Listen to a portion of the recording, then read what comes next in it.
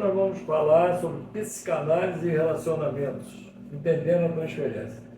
Para falar de relacionamentos, é importante nunca a gente deixar de lembrar que o primeiro relacionamento que a gente tem é com a nossa mãe, né?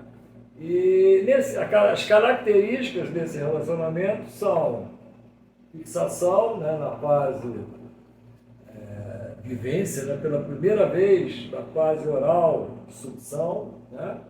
Nessa fase oral de sucção, você tem mecanismos, né, que podem ser revividos em doenças como a esquizofrenia befrênica, por exemplo, como o autismo, por exemplo,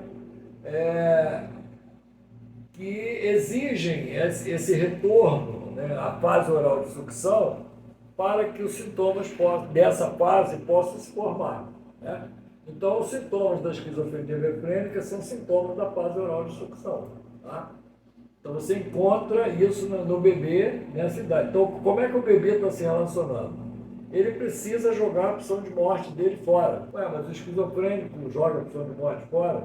Não, o esquizofrênico ele pega a opção de morte e faz o retorno da opção ao ego, né? Ele, então, segura a opção de morte dentro dele. Mas antes disso, então, tinha uma criatura, né, digamos, que não era um esquizofrênico befrênico, era o quê? Psicopata, assassino de série, por exemplo.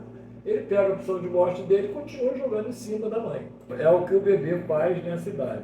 Então, mais uma vez, né, nada disso de misterioso, nada de idealizado, coisas daqui mesmo, da nossa vida, né, coisas corriqueiras, cotidianas da nossa vida, do que é possível acontecer. Aconteceu, vai acontecer o que é possível acontecer. O que não é possível acontecer não vai acontecer. Só vai acontecer o que é possível acontecer. Então, nessa primeira fase, não é possível, por exemplo, um comportamento adulto, fora do comum. De vez em quando aparecem os bebês falando, né, sábios, gênios, fora do comum.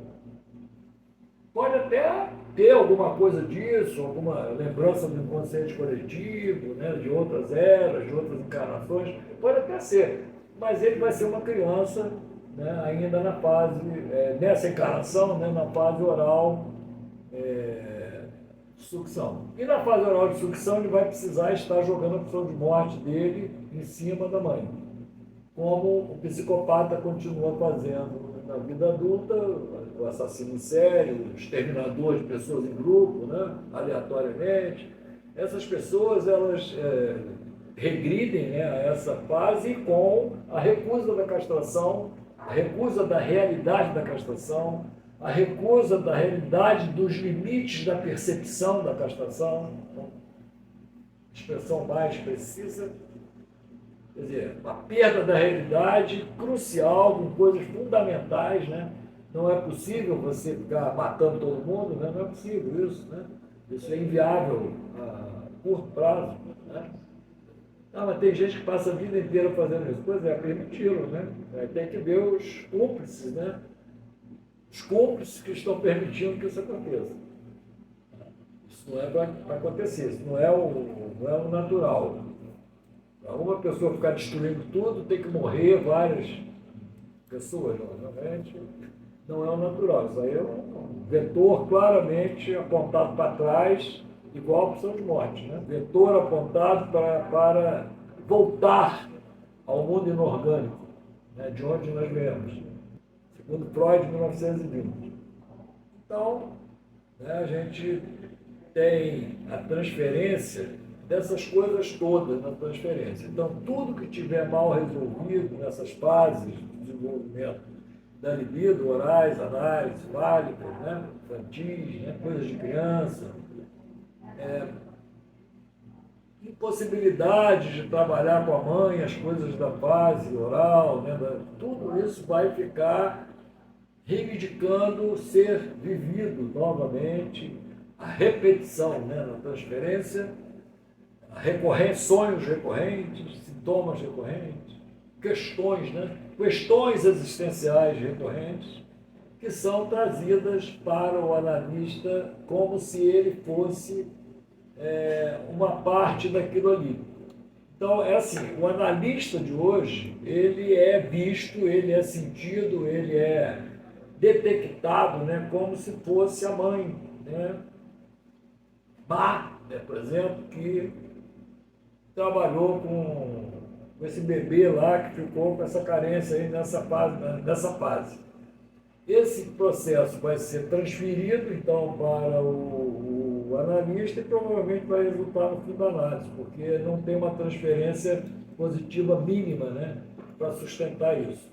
Mas é um assunto bastante extenso, eu creio que eu já falei basicamente, essencialmente é isso, coisas que não foram bem resolvidas no passado, infantil, pré-genital, se impõe no retorno do reprimido, né, à consciência para serem trabalhadas na relação com o analista e com o analista sendo visto como a mãe, principalmente como o pai da criança. Inscrevam-se no canal, a gente pode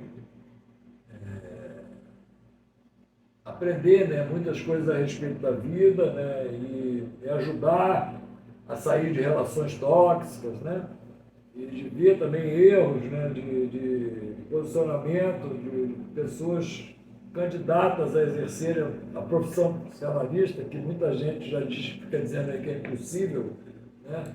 É, mas assim, não é isso que a gente vê, realmente todas as pessoas podem ter um benefício com a experiência psicanalística. Eu sou um exemplo, né?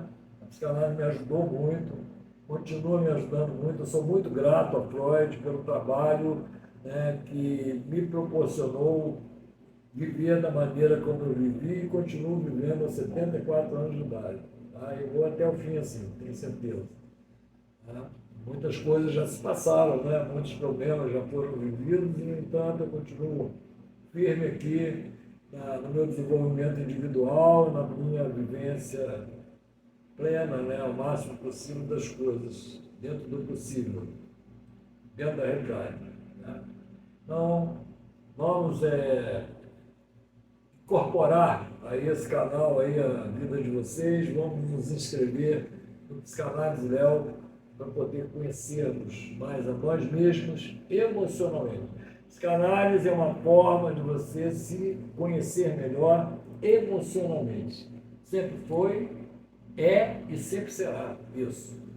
O resto que fica negando isso, vocês podem suspeitar que seja resistência à psicanálise. Principalmente se vem de pessoas que nunca fizeram análise de Freud.